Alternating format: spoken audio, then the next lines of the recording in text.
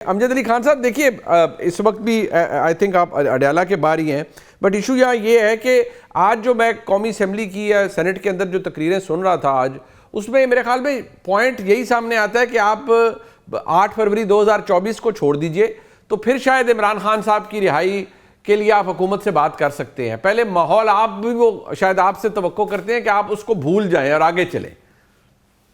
اچھا، سب سے پہلے منیب بھائی بات یہی ہے کہ مطلب اگر ریاض پہ ماحول مذاکرات کے لیے ہم نہیں بناتے تو میرے خیال میں مذاکرات کا کوئی فائدہ ہی نہیں ہے پھر، کیونکہ ہمیں پہلے سے پتہ ہے کہ کس طریقے سے کس طرح مذاکرات ہوں گے، اور پاکستان کی اگر آپ تاریخ کو دیکھیں تو مذاکرات کے ساتھ ساتھ اگر آپ احتجاج نہیں کرتے، جس طرح ایوب خان کے دور میں ہوا تھا، ایوب خان کو مذاکرات کے ذریعے کرسی سے نہیں ہٹایا گیا تھا، یا اس کے بعد اگر ضیاء الحق صاحب یا اس طرح مشرف صاحب کو اگر آپ دیکھیں تو مذاکرات کی آفر تو ہماری ہے، لیکن مذاکرات بامانی اور با اختیار لوگوں کے ساتھ اگر ہو تو مذاکرات نتیجہ خیز ہو سکیں گے، کیونکہ اگر آپ پارلیمان کو دیکھیں تو میرے خیال میں پارلیمان کی کارروائی جس طریقے سے چل رہی ہے اس سے بخوبی آپ اندازہ لگا سکتے ہیں کہ وہ چیز مطلب سارا سینسرشپ یہاں پہ ہوتا ہے۔ پارلیمان کی تاریخ میں میرے خیال میں پہلی مرتبہ یہ ہوا کہ جنید اکبر خان نے ایک تقریر یہاں پہ کی تھی، وہ تقریر اب تک غائب ہے۔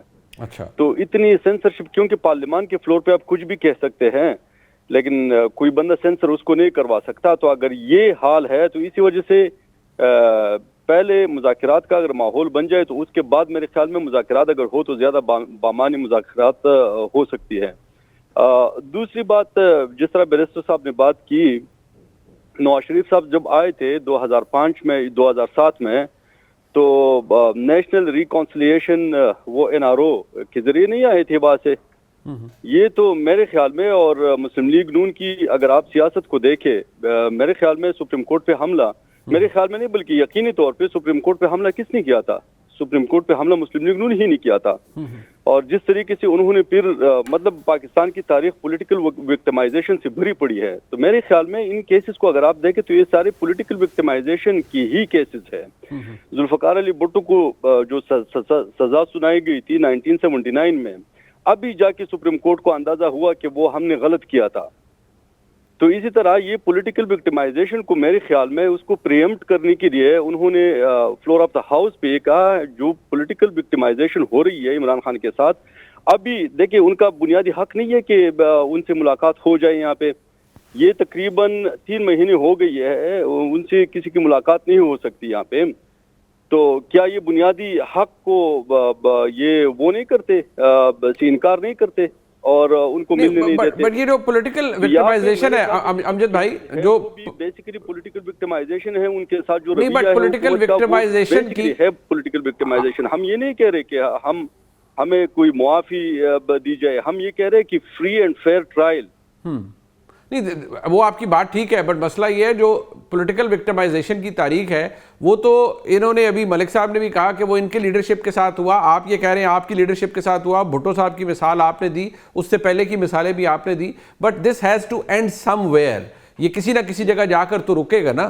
تو آج اگر آج وہ یہ کہتے ہیں کہ آپ 2024 کا جو احتجاج ہے آپ کا، یا جو آپ کا بنیادی مدعا ہے، آپ اس کو بھول کر آگے چلیے، تو پھر شاید عمران خان صاحب کی رہائی کے چانسز برائٹ ہو جاتے ہیں، بہتر ہو جاتے ہیں، جو آج مجھے رانا ثناء اللہ صاحب کی گفتگو سے بھی اندازہ ہوا ہے۔ تو کیا آپ یہ کرنے کے لیے تیار ہیں؟ دیکھیں، وہ میرے خیال میں ان فیصلوں کا اختیار محمود خان اچکزئی صاحب اور علامہ ناصر عباس صاحب کو دیا گیا ہے۔ اگر ان کے ساتھ وہ انفارملی بیٹھ کے، جس طرح ہماری پہلی بھی بات ہوئی تھی کہ مذاکرات سے پہلے انفارملی اگر ہم بیٹھ کے اس کے جس طرح TORs بناتے ہیں تو اس میں بھی بات ہو سکتی ہے، وہ بڑے بیٹھ کے وہ بات کرے، لیکن مذاکرات ہی میرے خیال میں واحد حل ہے۔ اگر احتجاجیں یہاں پہ ہوتی ہیں تو وہ صرف اسی وجہ سے کہ مذاکرات کے ٹیبل پہ بیٹھ کے یہ سارے مسائل حل ہو، اور اس کے متعلق بھی ہم بڑے کانفیڈنٹلی کہہ سکتے ہیں کہ جب تک پولیٹیکل پارٹیز ایک دوسرے کے ساتھ بیٹھ کے ان مسائل کا حل نہیں نکالتی تو میرے خیال میں ان مسائل کا حل کسی اور کے پاس ہے ہی نہیں سوائے پولیٹیکل پارٹیز کا۔ اور میرے خیال میں اپوزیشن سے زیادہ ضرورت اس بات کی حکومت کو ہے کہ اگر یہاں پہ پولیٹیکل انسٹیبلٹی ہو، یہاں پہ رول آف لا نہ ہو، تو نہ معاشی نظام یہاں پہ ٹھیک ہو سکتا ہے اور نہ ہی یہ حکومت یہاں پہ چلا سکیں گے. تو ہونا ہی چاہیے کہ یہ بڑے دل کا مظاہرہ کرے اور یہ ہاتھ آگے بڑھائے. الٹا اپوزیشن والے فلور آف دا ہاؤس پہ ان کو کہتے ہیں کہ آؤ مذاکرات کریں، یہاں پہ پولیٹیکل اسٹیبلٹی لائیں.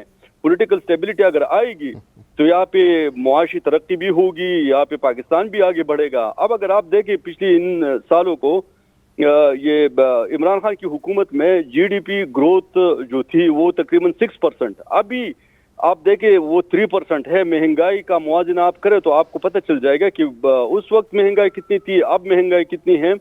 یا جس طرح پاورٹی آپ دیکھیں، مطلب اکارڈنگ ٹو ورلڈ بینک وہ 45 پہ چلی گئی ہے، اس وقت 21%.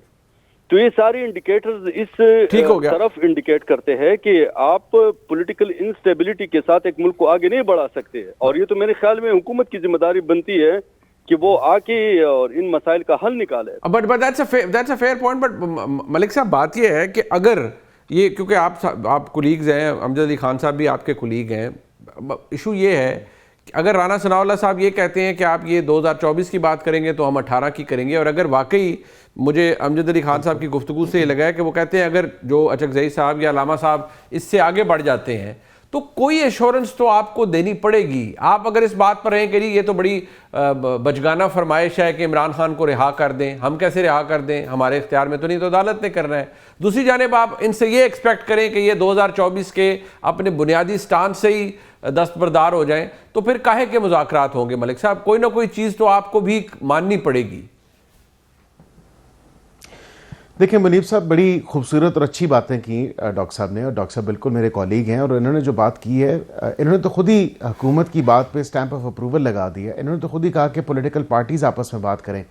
پہلے شروع کہاں سے ہوا؟ شروع ہوا جی ان سے کیوں بات کریں، ہم صاحب اقتدار لوگوں سے بات کریں گے، ان سے بات کریں گے، پھر اسٹیبلشمنٹ سے بات کریں گے. پھر اس کے بعد انہوں نے کہا جی پولیٹیکل پارٹی سے ہم نے کوئی کسی قسم کی سیٹنگ نہیں کرنی، کوئی بات نہیں کرنی، ان کے پاس تو اختیار نہیں ہے. پھر اس کے بعد ابھی یہ کہہ رہے ہیں کہ سیاسی جماعتوں کے ساتھ بیٹھنا ہے. اور اس سے پہلے کیا کہا گیا؟ اس سے پہلے کہا گیا جی کچھ سی بی ایمز ہونے چاہیے، کانفیڈنس بلڈنگ میجرز ہونے چاہیے. اچھا یہی میجر کر کے دکھا دیں کہ اپوزیشن لیڈر دونوں ہاؤسز میں جو ہیں وہ تعینات ہونے چاہیے اور ان کی اپروول ہونی چاہیے. وہ بھی اپنے پروسیس سے گزرا سارا معاملہ.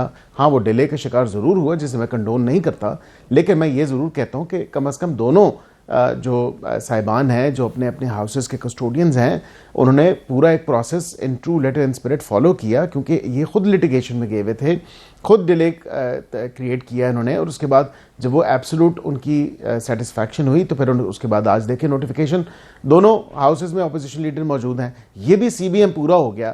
اس کے بعد اچکزئی صاحب جن کو مینڈیٹ دیا گیا ہے، وہ یہ خود کہتے ہیں، جس ہاؤس کے میں اور ڈاکٹر امجد علی صاحب ممبر ہیں، وہ کہتے ہیں جی کہ میں بالکل اس بات کو آگے بڑھاؤں گا اور بات چیت ہونی چاہیے.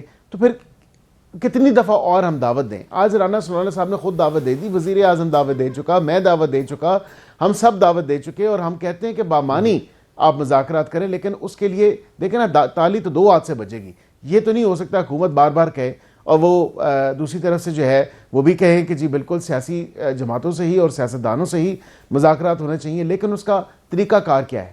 طریقہ کار تو پھر پارلیمان ہے نا، پارلیمنٹ میں ہی اور پارلیمان میں ہی آپ کو مذاکرات شروع کرنے. تو اسپیکر سب سے میرے خیال سے جو ہے وہ ایک ریشنل کے ساتھ اور ایک ثالثی کے طور پہ، ایک فیسیلیٹیٹر کے طور پہ وہ سامنے پہلے بھی آ چکے ہیں، ابھی بھی ہیں، انہوں نے آفر بھی کیا.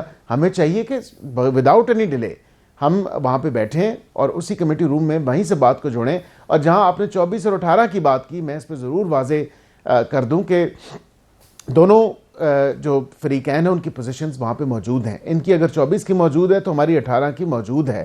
اور یہ ہم نہیں کہتے اس کا بہتر حل کیا ہے، میں نے وے فارورڈ بھی دیا. منیب صاحب، اصل بون آف کنٹینشن تو الیکٹورل ایشوز ہیں نا، الیکٹورل ریفارمز کے اوپر بات کرنا ہے. تو تمام سیاسی جماعتیں متفق ہیں، متحد ہیں کہ جب 2017 میں ہم الیکٹورل ریفارمز لے کے آئے اور 100 سے زائد میٹنگز ہوئیں اس کی، تو وہاں پہ بالکل یونانیمسلی تمام چیزوں کو ڈیسائیڈ کیا گیا. پھر کیوں وائلیشن کی گئی 18 کے الیکشن میں R T S R M S بٹھا کے؟ But they have the same, ان کے پاس بھی رائے صاحب ان کے بیٹھ کے ہی نکلے گا. بٹ بات یہ ملک صاحب، ان کے پاس بھی ایک لمبی فہرست ہے نا کہ 2024 کے اندر جو کچھ ہوا. تو آئی تھنک وہ تو پھر شاید جو لڑائی ہے اس حوالے سے یا جو تنازع ہے وہ تو بڑھ جاتا ہے.